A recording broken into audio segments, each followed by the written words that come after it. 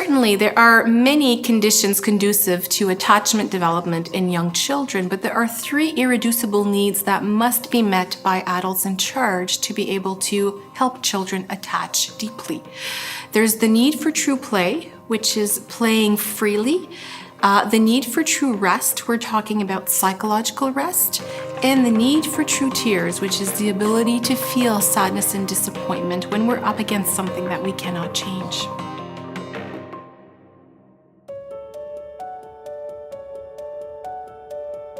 Well, now we're going to talk about the need for true rest and what that looks like. And what we mean by true rest is the freedom from having to work. So again, as we were talking earlier with the true play, children need to be able to be free enough from having to make things work. They shouldn't have to figure out what they need to do and how they need to behave in their learning or in their home environment, for example. They need to have the freedom from having to worry about outcomes. Am I going to do well? Am I going to do bad? They need to not worry about what the adult is feeling or the adult's behavior. Oftentimes, we tend to discipline children using our own feelings in the equation by saying to a child, when you do that, that makes me feel mad, or that makes me feel sad, or it makes your friend feel that way. And when we do that, we're making that child responsible for those feelings, and then the brain has to go to work to try and fix it, because now the child's aware that they've done something that someone else's feelings are involved in. And so we need to steer clear of that and from having to make sacrifices to get desirable outcomes. The young children are not equipped yet to understand that they need to make sacrifices to get good results. But when we put them in a situation where they have to make these sacrifices, they're also sacrificing that emergent energy in them that leads to true play, and that can lead to the psychological rest that we're talking about here. And from having to be conscious on how to avoid undesirable outcomes. When we make it evident for children that such behavior will lead to this outcome or that outcome, they will do everything they can to avoid undesirable outcomes. And then they're not at rest because they're in the work motif. They're working all the time to try to avoid undesirable circumstances.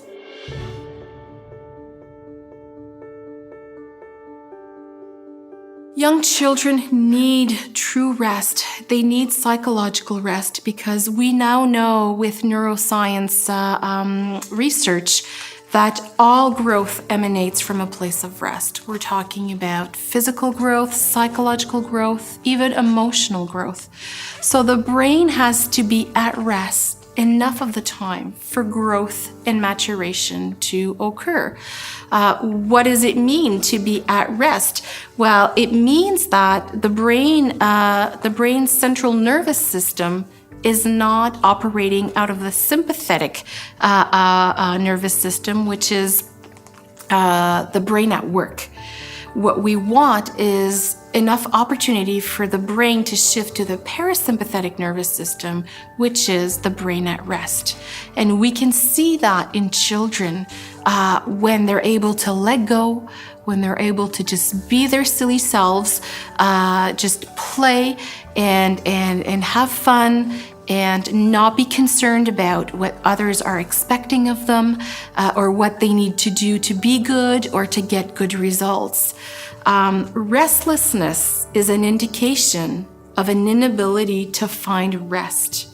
It's not a personality trait. It's not an attention deficit problem. It's simply a sign that this child's brain is not at rest.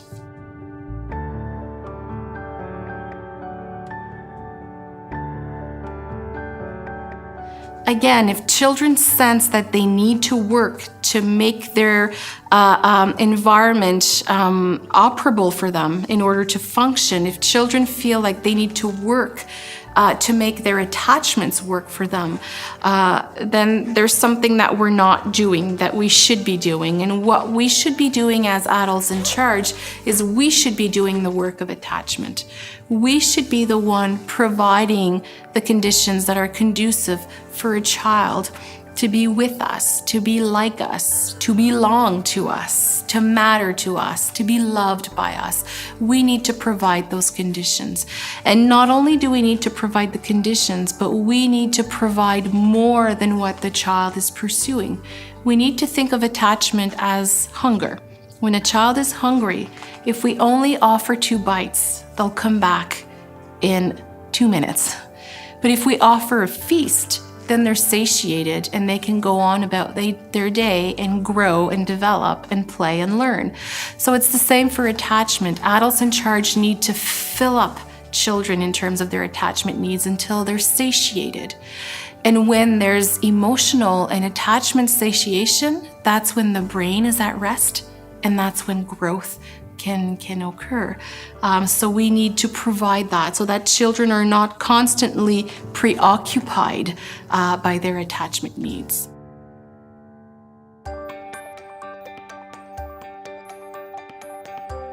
There are many signs in our day-to-day interactions with young children that can tell us that they are not at rest, psychologically speaking. When children are feeling responsible for pursuing and preserving proximity, when they're always needing to be close, to be in contact, to be in connection with the adults in charge, that's a sign that the brain is not at rest with the attachment needs. When children are needing to hold on through clinging and clutching and imitating and conforming and always trying to make contact with, that's a sign that the brain is not at rest. The brain is still seeking attachment food, so to speak. When they're striving to belong, to fit in, when children are showing signs of being too good, that for adults can be maybe something that is desirable. A child that's good is a child that's easy to manage. A child that complies all the time is also a child that's easy to manage, especially in a group setting.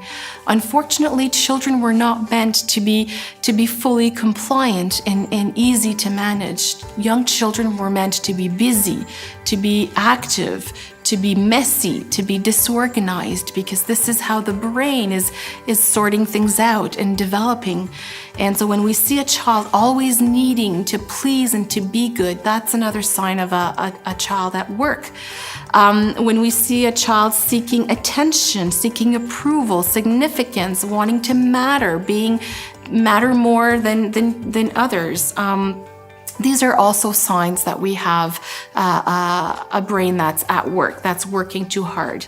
And having to be the prettiest, the smartest, the best at everything, that would be another sign as well to look out for.